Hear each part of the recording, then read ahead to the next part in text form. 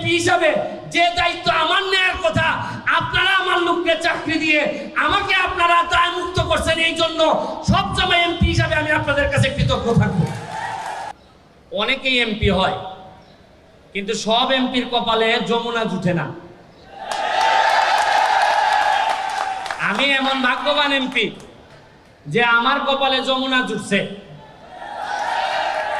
আর আমি, আপনারা বলেন যে কিসের জন্য এত আমার আত্মবিশ্বাস, কিসের জন্য সারা বাংলাদেশে আমি বুক ফুলিয়ে কথা বলি? কারণ আমি জানি যে আমার এলাকায় যমুনা আছে, বিপদে পড়লে যমুনা আমার পাশে দাঁড়াবে। আমি শুরুতেই আত্মার মাগফিরাত কামনা করি আমাদের বাবুল সাহেব, নুরুল ইসলাম বাবুল সাহেবের, যে আমার একটা ইচ্ছা ছিল উনি জীবিত থাকতে আমি যদি এই জায়গার এমপি হইতাম, হয়তো ওনার সাথে আমার দেখা হইতো। অনেক অবদান আছে ওনার বাংলাদেশে অর্থনীতিতে। যাই হোক, আমি যে জায়গায় বসি সংসদে, এইটার সামনের সিটেই বসেন হচ্ছেন গিয়ে সালমা ইসলাম, আমাদের মাননীয় এমপি, উনি বসেন। এবং এই কারণে আমরা অনেকটাই পাশাপাশি। তবে ভালো লাগতেছে যে নুরুল ইসলাম বাবুল সাহেবের বীর মুক্তিযোদ্ধা, ওনার প্রজন্ম উত্তরাধিকার, তারা আমাদের এলাকায় আছেন এবং তাদের সাথে যে আমি আজকে বসতে পারছি, এইটাও আমি মনে করি আমার জন্য অনেকটা সম্মানের। এবং আমার ধরেন মাঝে মধ্যে চিন্তা হয় যে এই এলাকায় যদি এত বড় কোনো প্রলয়ঙ্কারী বন্যা হয়, ঝড় হয়, তুফান হয়, সরকার যদি আমারে কাভার করতে না পারে, তাহলে কারা আমারে কাভার করবে? যে দুই একটা কোম্পানির নাম আমার মনে হয়, এর মধ্যে যমুনা একটা, এদিকে আবার বাদশা একটা, আমার কাছে মনে হয় এরা আমাকে সেভ করবে।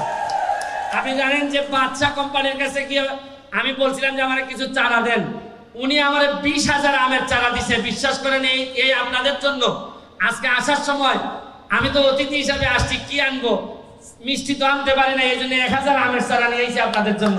যাওয়ার সময় একটা করে আমের চারা নিয়ে যাবেন। এগুলা বগুড়ার আমের চারা, আম যেভাবে মিষ্টি হবে, আমার একটা বিশ্বাস, আজকে যারা জিপিএ 5 পাইছেন তারা ওই ধরনের আম গাছ যারা বড় হয়ে আমাদেরকে মিষ্টি করবেন, আমাদেরকে মিষ্টি দিবেন। আমি, আমার ছোট ভাই আইমান সাদিক, ও বলবে আপনাদেরকে কথা, ও আমার আসলে রক্তের, হয়তো আমার সম্পর্ক আপন ভাই না, কিন্তু আদর্শের জায়গায় আমরা এক জায়গায় কাজ করি। আমরা বঙ্গবন্ধুর সোনার বাংলার জন্য যা যা করা দরকার নিজেদের পক্ষ থেকে আমরা সর্বোচ্চ করার চেষ্টা করতেছি। আমি আমার এলাকায় তাকে স্বাগতম জানাচ্ছি। আমি বক্তব্য লম্বা করব না, আমাদের হেলিকপ্টারও চলে যাবে, আমার একটা জানাজা আছে, আমি জানাজা অ্যাটেন্ড করতে হবে। শুধু আপনাদেরকে একটা কথা বলি, আপনারা যারা জিপিএ 5 পেয়ে এখানে আসছেন, 19টা স্কুলের লোকজন আসছেন, আপনারা কারা জানেন? আমারে যদি কেউ জিজ্ঞেস করে আপনার কাছ থেকে এমপি পদটা নিবে কে, যে কে হবে আমার পরে এমপি, কে আইসা আমারে বলবে যে ব্যারিস্টার সাহেব হইছে, বয়স হইছে, এখন যান, আমি আমার যোগ্যতা সম্পন্ন আমি এমপি হব। আমার একটা বিশ্বাস, ওই 19টা স্কুলের কেউ না কেউ আমাকে বিদায় দিবে। আমি আপনাকে স্বাগতম এখনই জানাচ্ছি। আমার একটা বিশ্বাস, আমার ছেলে মেয়ে আমার কাছ থেকে এমপি পদ নিলে যতটুকু খুশি হব, তার চেয়ে বেশি খুশি হব রক্তের উত্তরাধিকার না, সক্ষমতার উত্তরাধিকার থেকে যদি আপনারা কেউ এমপি হন, আমি সবচেয়ে বেশি খুশি হব। আমি আপনাদের জন্য দোয়া করে দিয়ে যাচ্ছি, যমুনার জন্য দোয়া করে যাই। আপনারা যত বড় হবেন তত আমার কেন জানি আত্মবিশ্বাস বাড়বে।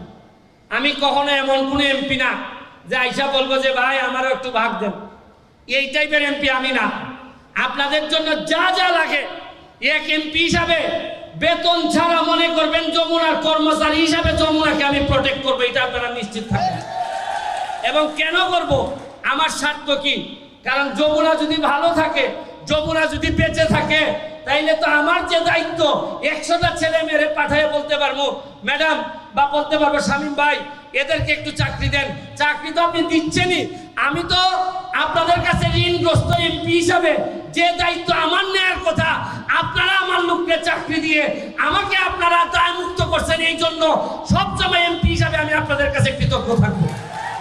পড়াশোনার পথটাকে আরো সুগম করেন, তাইলে আমি যে বাদরপুর সোনারঘাটকে পর্যটন নগরী বানানোর চেষ্টা করতেছি, আপনারা চিন্তাই করতে পারবেন না রাষ্ট্র কি পরিমাণ বরাদ্দ দেয়। এই বরাদ্দরে কাজে লাগানোর শপথ যেহেতু আমি নিছি, আপনারা শুধু পড়াশোনা করেন, বাকি ইতিহাস তৈরি করার দায়িত্ব আমি নিব। ভালো থাকবেন, সুস্থ থাকবেন। জয় বাংলা।